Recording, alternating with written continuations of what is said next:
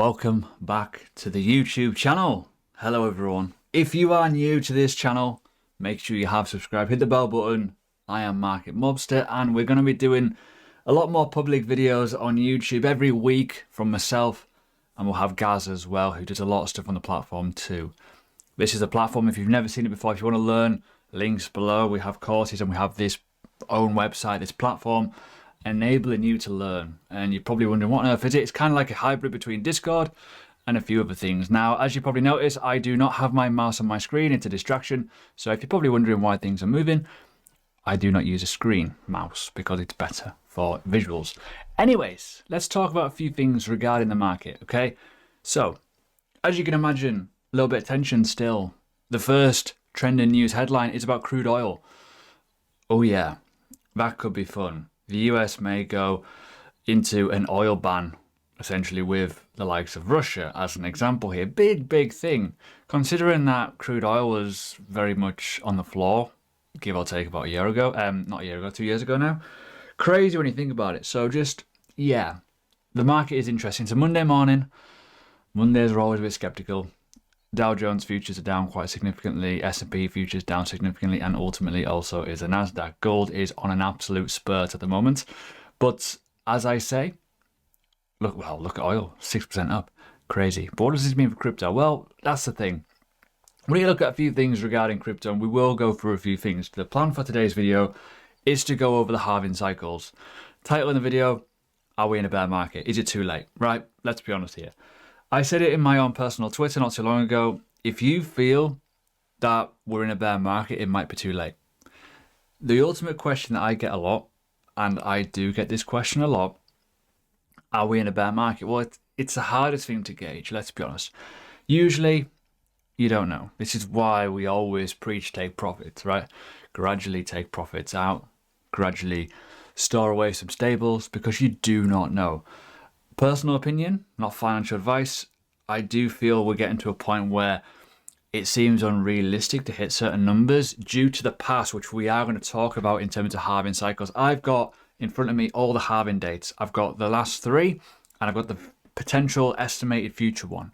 We're going to look in terms of time frames, and I can go back to 2020 and 2021 on my own YouTube channel talking about cycles, utilizing this sort of metric, and we are kind of at that point now where we could be turning around. So in terms of frustration in the market, if I just press the refresh button here, there's a lot of frustrated campers around. A lot of members can be, some of you are frustrated because the market hasn't done what you have been promised it to do.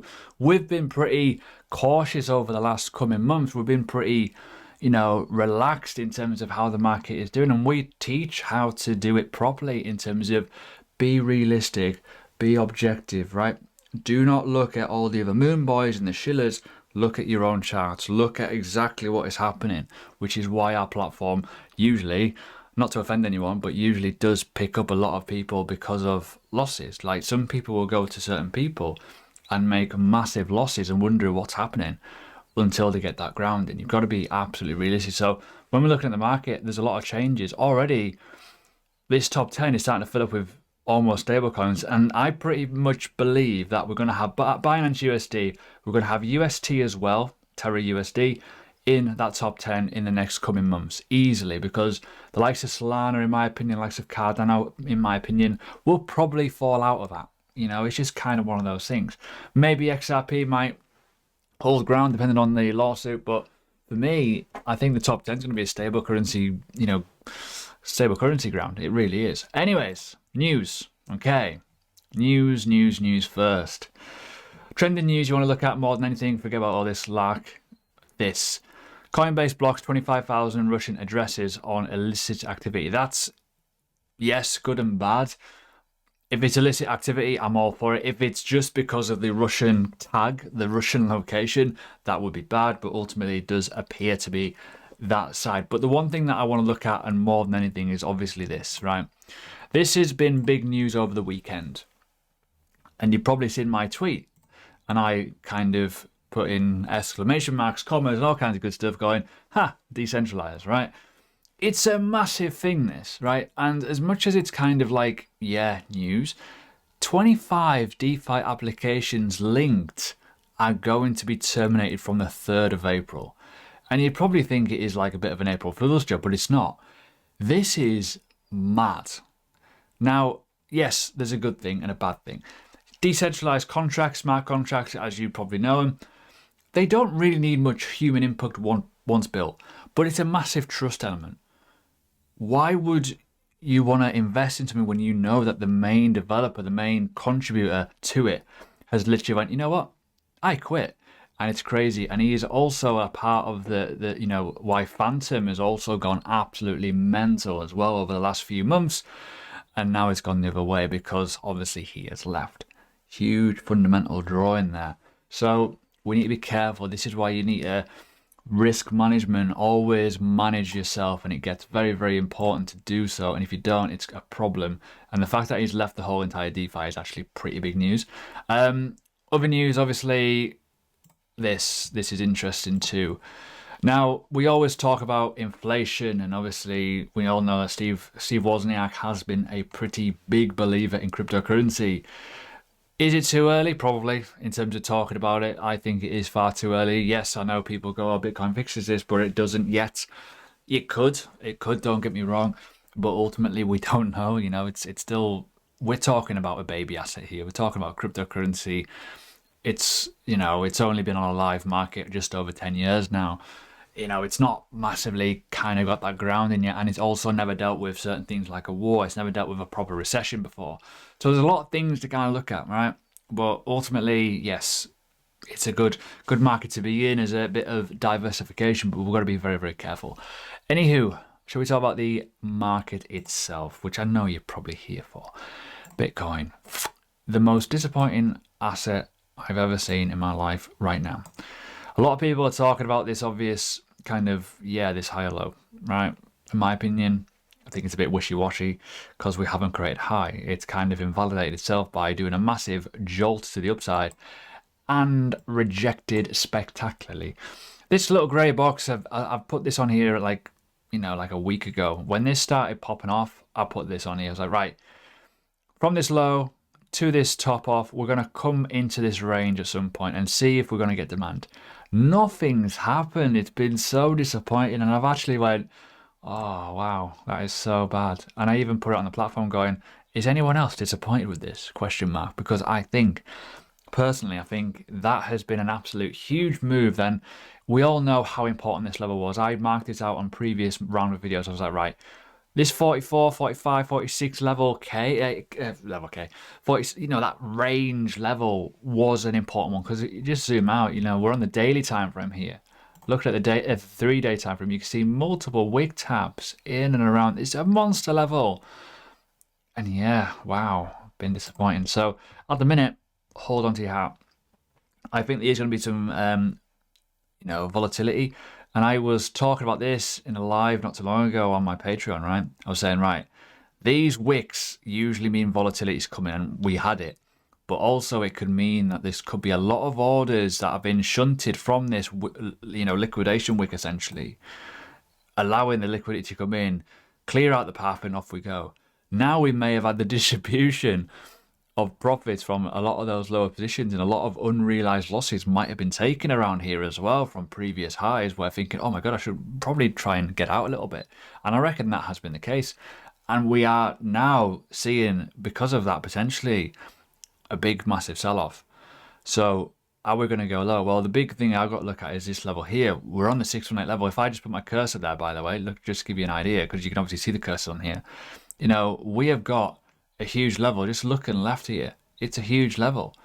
This is the level that we weren't supposed to break not too long ago. Everyone was panicking about breaking this level. The last time we broke it was a massive clanger candle. We could have another one of those like that very, very easily if the liquidity provides it. So we've got to be very, very careful right now. So what I want to do on this video, I want to go to the BLX chart, right? What we're going to do here in this video, I'm going to remove any previous drawings and rubbish that we've got. Weekly time frame, we're going to look and we're going to go and we're going to pass on and look at the whole entire market as a little bit of a together activity.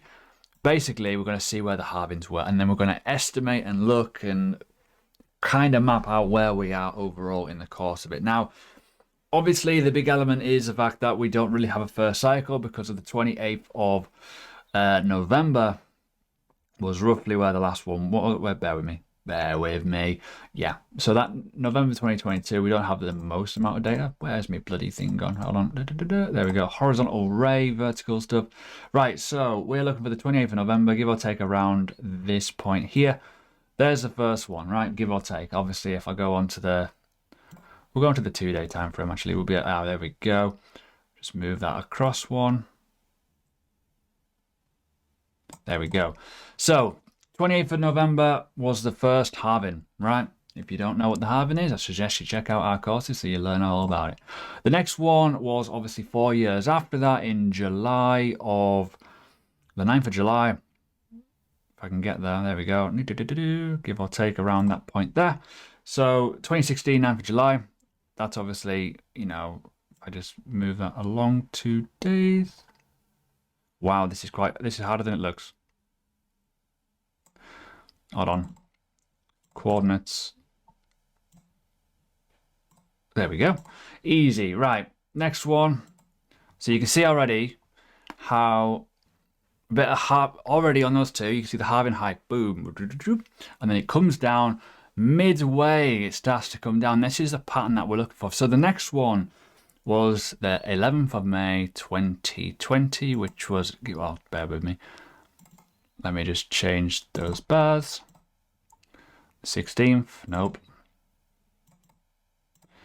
12th, the 12th will do. So that's what we've got, right?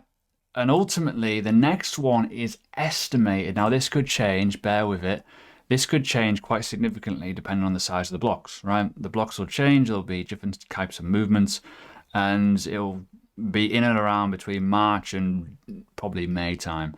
But already, as estimated, roughly around the 29th of kind of, you know, March. Now, let's have a little look at this in a bit more detail. Now, go to the 3-day, or look at the 3-day time frame so you can get it all in kind of zoomed in. Now, I'm not going to go from this point because we don't have the data range, but what we're going to do, we're going to look overall at the entire kind of cycle map, essentially.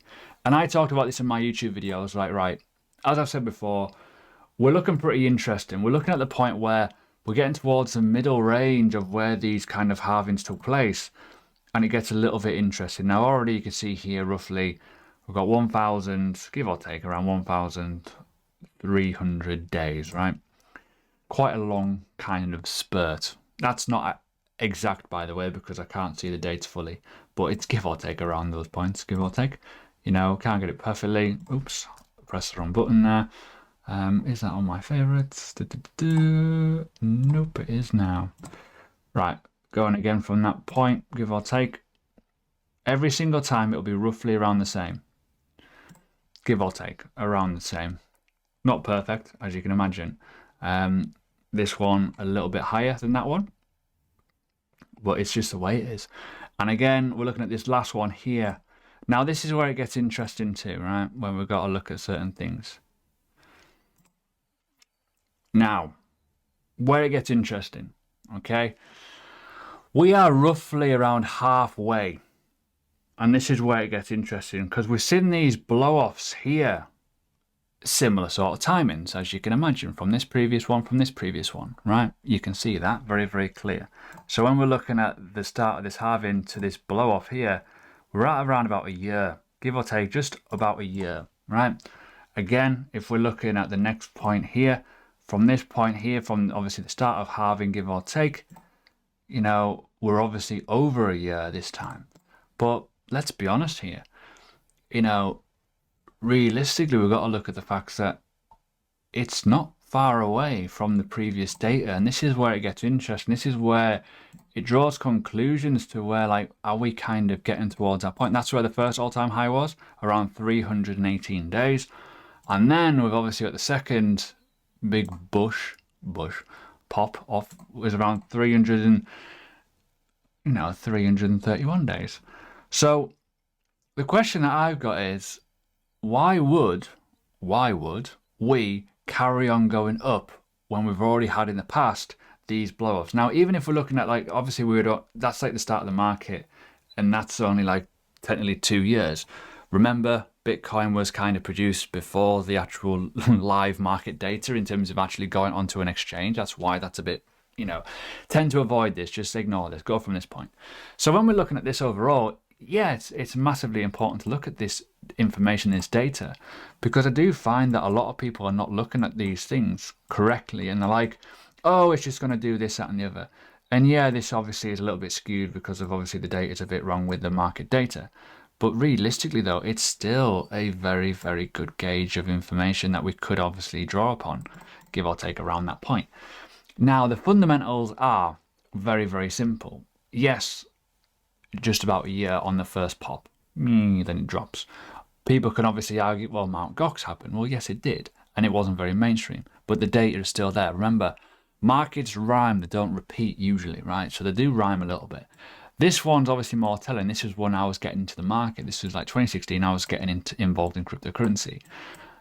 The hype was there. The hype was here from this point. Oh, halving hype, boom, boom, and bang, off we go. That was still a 353 days from that period in terms of the halving to where it kind of topped out. Then we're looking at the fact of like how this kind of dropped over a period of time. And this is just looking a bit too close to home, in my opinion. When we're looking at these kind of levels here, so the first level here, there, I'll put this one a little bit higher so you can kind of see it. So that one again, is that roughly, give or take around that point. So obviously the first one, 322 days, give or take around that point. Actually, bear with me. There we go, first to the right marker. There we go. So 336 days and then 352. So where we are right now, in terms of where we are right now, I personally feel that from this point now to this current week, we're at 658 days. We're nearly at the halfway. We're pretty much almost at the halfway point. Let's be honest here. And this is only an estimate. This could be brought forward a little bit depending on the size of the blocks and ultimately pushed back a little bit too. But if we're looking at the fact of where we are current week, we're not too far away from that point. And that's where it thinks to myself, well, what would make this go much higher? Well, obviously you've got fundamentals, you've got scarcity factors, you've got obviously a potential hedge against inflation, war efforts, and all kinds of information around that sort of stuff that could be of interest.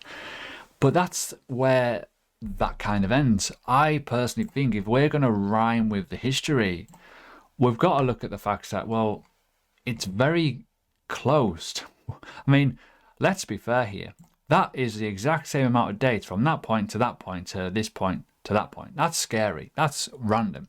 Not to mention the fact that that's only, what, 20 days, or actually no, 40 days, give or take, around the difference between that one. That is kind of a bit random, in my opinion. And I know they're not perfect and not exact, but we're getting rough estimates. That is mad. And this is why I've done this on this video here, to kind of show you that, well, when you zoom out and you're looking at the patterns, and I love patterns, patterns are great. We're seeing the very obvious here, that whenever we hit a peak and it's below a certain point, we end up going down during a period of a halving. Then, before halving hype starts, we tend to get this kind of hype rally again. And the hype rally does come in at some point. This one's a little bit odd because of the COVID crash, but give or take, we actually did bounce back up. And then obviously, yeah, we had that little spike, but still, we're going down. By the way, this is a log scale.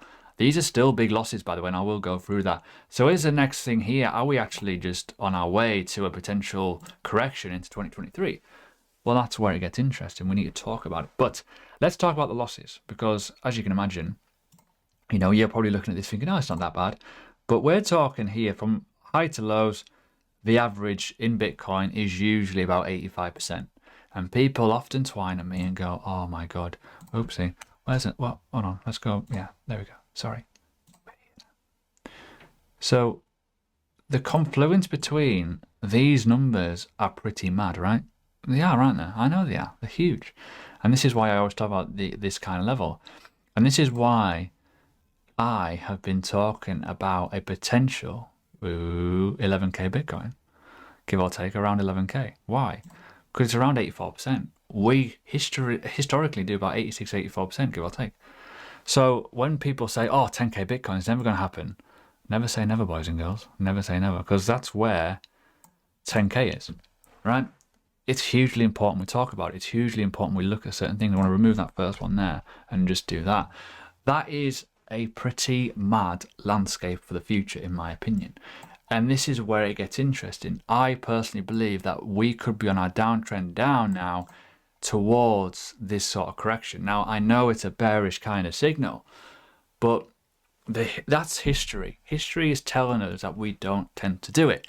Now, as I've said before, history doesn't have to repeat. It can rhyme, though. There's a bit of a rhyme there. And yes, anything can happen. This is a speculative market. But this is why I say always take profits at the top. Well, I wouldn't say at the top. Take profits gradually on the way up, which is what we teach. Now, that is just data. Data and information and all kinds of good stuff that will help you kind of get to a point in your kind of, you know, investment kind of style and information that you may have or may not have for the markets. But you've got to be very, very careful with what you do in these markets, because ultimately what could go wrong is very, very simple. The simple lines of the entire market could be that things go very, very pear-shaped very, very quickly because you're listening to the wrong people. And the way I see it, we're seeing a lot of people going, oh, we're going to go to like $360,000. Based on what, mate? Based on what? Oh, because of this fractal from 2012. This is a problem that we've got.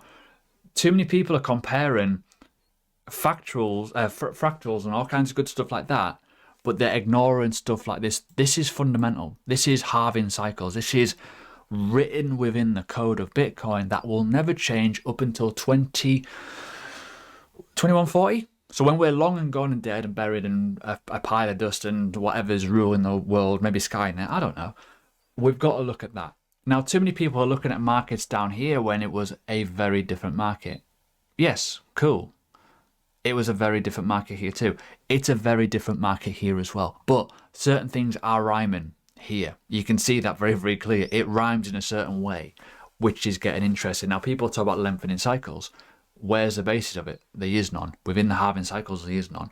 So are we still going to go for that roughly 2 year, give or take, around that point, and then the 1 year winter? We could be going for that. So what I mean by that is we could go down to where this arrow roughly around is, and then you'll have maybe a year where we get a little bit of hype, then boom, off we go to the next leg. We've got to be patient. We've got to understand the whole entire market cycle of the market. Let's be honest here. But this is written within the code. You cannot change that. That's the ultimate thing. And this is where it gets interesting. This is why I feel that we are going to start looking at this sort of level. But let's be fair here. If we are going to do some sort of analysis for the future, we've got to look at the previous kind of stuff. So you're probably wondering where these future predictions could take us, right? So as I've said before, this is relatively rough. I will, in my own time, make this a little bit better. But we are on the log scale, right? Ultimately, we're looking at the longer term kind of situation. But you're probably wondering and watching this video, well, where can we go? Where can this correction, obviously I'm saying 85% correction because of past. What about the future? Now, we often talk about the bear market. You must, as an investor, stick around. Simple as that. As I've said before, we have a membership. Continuation of learning is hugely important. But when I say 6 figures for Bitcoin is historic, it will be. It will be a massive, massive thing. That will also probably get a lot of people in the market too. What I'm going to do is I'm going to do two simple fibs. I've set it up on the log scale. So what you need to do here, obviously on the log scale at the bottom here, on your Fibonacci, what you need to do before you do anything on the log scale, you need to set your Fibonacci to do it on the log scale base as well, because it won't work. You can do it without, it'll just do the normal time, right? So we've got 2 situations. We've got the impulse to the top, if this is the top, keywords there, and we're going to go down.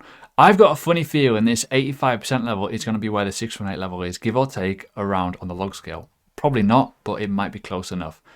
The log scale is very, very odd, by the way. So, oh, I'm not far away. So, there you go.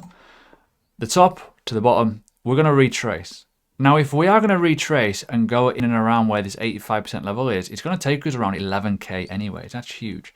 But when we're talking about, oh, historic levels, what if, right? What if we are going to do this correction and it's going to do whatever we say it's going to do, essentially, give or take around this point, around where these previous levels are, where it's a monster level, by the way. Yes, I know we could, for the first time, go beyond it, below its all-time high, which it hasn't done before.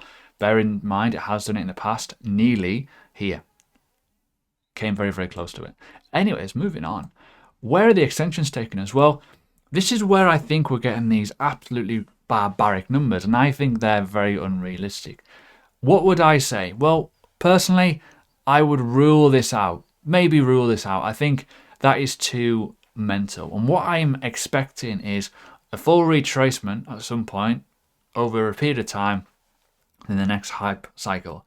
Now, I personally believe that this is probably a more realistic number, 150k, give or take, not 400k. It could happen, don't get me wrong, obviously, but we've got to walk before we can run. Now, if you are in the market and you are looking at a potential 20, 15, or a 10k Bitcoin, and you are not considering putting anything into that, you should be, in my opinion. I'd even say 25,000. Let's be fair here, because historically Bitcoin is a pretty good historical. You can see that. I don't have to point out. It's pretty good. But why would you want to buy the tops and hodl? You don't. You want to be able to be fluid and flexible. You want to be able to buy low and sell high. That's what we teach you. Trend analysis. It's pretty simple. It's along with the technicals, right? So we've done fundamentals here to figure out what's happening. The technicals would tell us, well, maybe we might do this. We maybe might go like that, and then we may well, over time, get a bit of hype into this new cycle, into 2024, around that point. I'd ignore that number there a little bit. There we go. I'll probably go around here. So that's what I would think would happen, personally, right? What about the other way around? Let's look at the other way around. The other way around is the obvious kind of Fibonacci, where we could be going from, let's just remove some of the noise. Let's just say this is the all-time high. And what about if we are going to go down to that 10k level, right? This is where I think we're more realistic, right? Let's just say we do go to 10k, give or take, okay? Not perfect numbers, I know. It could be a lot lower, and I will explain that in a second. But let's say we do that, and we could correct it with 21k. 33k, look at that around that point. It's perfect within that range. Where we are, roughly where we rejected, 46k, around that perfect point. Obviously, the all-time high. Hold on a minute. Let me zoom in so I can see it in more detail. Even though I've got a monster monitor, I need to get this exact or it will not look good. There we go, around that point. So that one would make it much more, you know, that's pretty much bob on. Let's be fair, 33k perfectly on that line. You know, this is all what if. This is all what if, right? Let's be fair here. Now, at the fundamental base point of this, this is all based off the halving.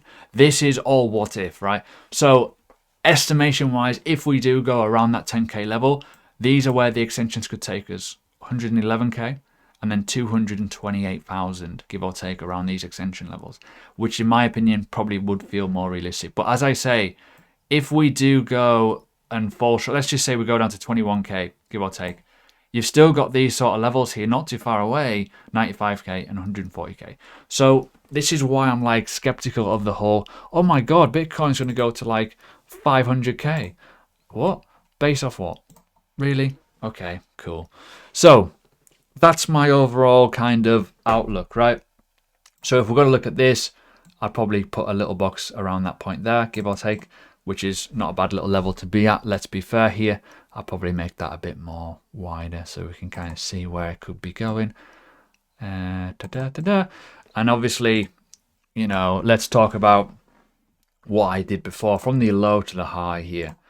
You know, I think it's important to note certain things. So as you can see here, that is around that point, which is hugely important, right? So there's a huge confluence there around that 140, 150k level. And obviously this madness level, which will probably send Twitter into overdrive, let's be fair. Ooh, I might just put it on Twitter and just see what people's reaction is. We're going to hear, boys and girls. Probably not, but, you know, bullish engagement and all that, new followers. Sheep.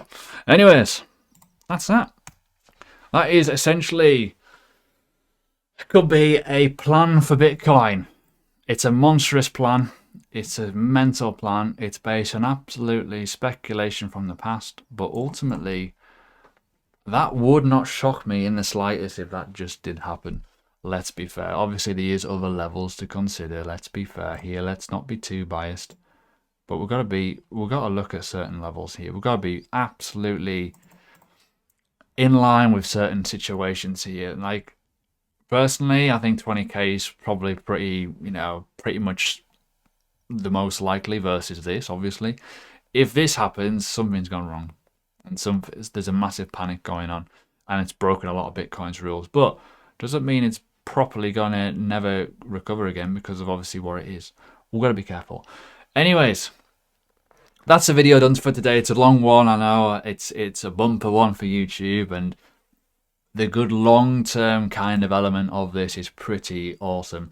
I will neaten this up. I will put this on social media at some point. But yeah, if you do like this sort of content, leave a like, please. Subscribe to the channel. And yeah, if you're interested, links below. Enjoy.